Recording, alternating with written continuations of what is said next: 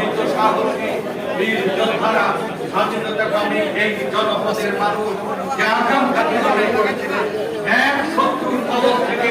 আমরা মুক্ত হয়ে আরেক শত্রুর কবলে আমরা জিঞ্জিরে বন্দী হওয়ার মুহূর্তে বাংলাদেশের বিপ্লবী জনতা মার্চের ময়দানে যারা সশস্ত্র লড়াই করে 40,000 মুক্তিযোদ্ধা বিপ্লবী জনতা অকাতরে জীবন দিয়ে রণাঙ্গনকে রণপ্রস্তুতিতে করেছিলেন,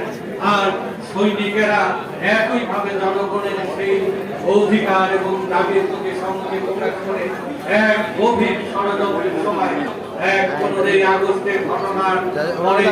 4 নভেম্বর 5 নভেম্বর 6 নভেম্বর বাংলাদেশ বিপন্ন হবার এক মুহূর্তে সিপাহীরা বিদ্রোহ করে জনতার সাথে মিলিত হয়ে সিপাহী জনতার এক বিপ্লব সংগঠিত করে, যার নাম